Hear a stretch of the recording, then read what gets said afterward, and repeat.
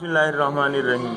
Simple harmonic motion, सादा मौसीकाई हरकत, क्या कहते हैं ये? सादा मौसीकाई हरकत। सिंपल हार्मोनिक मोशन, सादा मौसीकाई हरकत। पहले तो सबसे पहले इसके लिए पीरियोडिक मोशन को समझना ज़रूरी है कि ये दोहरी हरकत क्या होती है। इसको सादा दोहरी हरकत भी कहते हैं या सादा मौसीकाई हरकत कहते हैं। समझ आ गई बात? Yes sir. तो सबसे पहले समझना ज़रूरी है कि पीरियोडिक मोशन क्या है, यानी दोहरी हरकत। दोहरी का मतलब होता है ऐसी चीज जो अपने आप को दोहराए, ऐसी चीज जो अपने आप को दोहराए, रिपीट करे। तो कहते हैं कि आ मोशन रिपीटिंग इटसेल्फ, एक ऐसी हरकत जो अपने आप को दोहराती है in an equal time interval, बाकायदा वक्फों के बाद, वक्त के बाकायदा वक्फों के बाद, is referred to as periodic और ऑसिलेटरी मोशन। उसको हम दोहरी या अर्ताशी हरकत कहते हैं। समझ में आ गई बात? क्या कहा उसने? ऐसी हरकत जो अपने आप को बाकायदा वक्फों के बाद, वक्त के बाकायदा वक्फों के बाद, after regular intervals of time, अपने आप को रिपीट करती है, अपने आप को रिपीट करती है, दोहराती है। उसे हम क्या कहते हैं? दोहरी हरकत कहते हैं। अब सिंपल हार्मोनिक मोशन आगे चलते हैं हम। An object in such a periodic motion oscillates about an equilibrium position due to a restoring force। वो कहता है कोई भी जिस्म पीरियोडिक मोशन में अपनी रिस्टोरिंग फोर्स की वजह से, यानी वो कुव्वत जो हालत को बरकरार रखना चाहती है, उस कुव्वत की वजह से या रिस्टोरिंग टॉर्क की वजह से अपनी तवाजुन की हालत को जो है वो उसके इर्द गिर्द क्या करता रहता है? वो वाइब्रेट करता रहता है। कोई भी जिस्म जो है, an object in such a periodic motion oscillates about an equilibrium position. वो कहता है कि ऐसी हरकत में एक जिस्म एक मेन पोजीशन के आगे पीछे हरकत करता रहता है, रिस्टोरिंग फोर्स की वजह से या रिस्टोरिंग टॉर्क की वजह से। सच फोर्स और torque will return the system to its equilibrium position. ऐसी कुव्वत या टॉर्क जो है वो जिस्म को इसकी इक्विलिब्रियम पोजीशन की तरफ वापस ले जाएगा, यानी वो इसको पहली हालत में वापस ले जाना चाहता है। आप एक पेंडुलम की मिसाल ले लें, सिंपल पेंडुलम, डोरी के साथ एक मेटेलिक बॉब लटका हुआ होता है। समझ आ रही बात? धात की बनी हुई एक गोली है, उसको कहते हैं मेटेलिक बॉब। वो धागे से बंधी हुई लटक रही होती है। आप उसको अपनी जगह से हटा के छोड़ें तो क्या होगा? वो झूलने लगेगा, झूले की तरह से, यानी कभी आगे जाएगा कभी पीछे आएगा।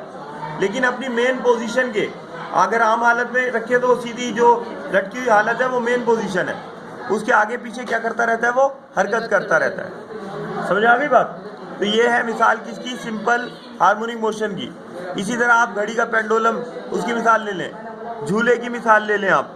समझ आ गई बात? ये सब किसकी मिसालें हैं? सिंपल हार्मोनिक मोशन की। अब इसकी डेफिनेशन दी हुई है, क्या है? कहता है कि जब एक जिस्म ऑसिलेट करता है, ये ऑसिलेशन कहलाता है। क्या कहलाता है ये? ऑसिलेशन, यानी वाइब्रेट करना, अपनी मेन पोजीशन के आगे पीछे हरकत करना, झूले की तरह। समझ आ गई बात? तो उसे हम क्या कहते हैं?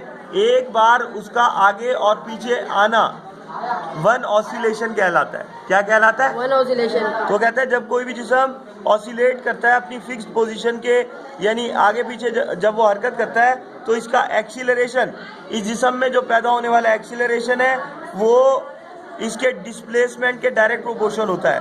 अब आप मुझे एक पेपर दीजिए, मैं उस पर आपको इसको ड्रा करके बताता हूँ। दीजिए कि डिस्टेंस क्या होता है और जो है वो जो मेन पोजीशन है वो क्या है, और मेन पोजीशन से जो डिस्टेंस है ऑसिलेशन क्या है। आप देखिए, फॉर एग्जांपल ये हमारे पास एक पेंडुलम है जिसे हमने एक डोरी से, यानी मतलब पेंडुलम जो है वो लटका हुआ है, ठीक है, एक बॉब एक डोरी से लटका हुआ है। अब जब आप इसको, इसकी मेन पोजीशन, ये मेन पोजीशन जो है, इसको ये जो लटका हुआ है ये क्या कहलाएगी? इसकी मेन पोजीशन। क्या कहलाएगी? Mean position. अगर अब आप इसको थोड़ा सा इसकी मेन पोजीशन से हिलाएंगे और किसी एक पॉइंट पर ले जाके छोड़ेंगे, ये सपोज ये ए पॉइंट है, यहाँ पे ले जाकर छोड़ेंगे, तो ये जो इसका मेन पोजीशन से ए तक का ये जो दरमियान का वो है, ये क्या कहलाएगा? ये इसका डिस्प्लेसमेंट कहलाएगा। क्या कहलाएगा? डिस्प्लेसमेंट। डिस्प्लेसमेंट। समझ आ गई बात? Yes sir. अब ये आप जब छोड़ोगे यहाँ से, तो ये पहले अपनी हालत में वापस आएगा, मेन पोजीशन। फिर ये यहाँ रुक नहीं सकेगा, समझ आ गई? रिस्टोरिंग फोर्स की वजह से ये मूव करता हुआ दूसरी साइड पे उतनी ही हाइट पे चला जाएगा जितनी हाइट पे यहाँ ये है। ये पोजीशन इसकी बी कहलाएगी। समझ आ गई बात? एक बार जब ये पेंडुलम ए पॉइंट से मूव करते हुए बी पॉइंट तक जाता है और बी से फिर वापस ए तक आता है तो इसको कहते हैं वन ऑसिलेशन। क्या कहते हैं इसको? वन ऑसिलेशन, या इसको वन वाइब्रेशन भी कहते हैं। क्या कहते हैं? One vibration. एक बार ए से बी तक जाना और बी से फिर वापस ए तक आना, ये वन ऑसिलेशन है। समझ आ गई बात?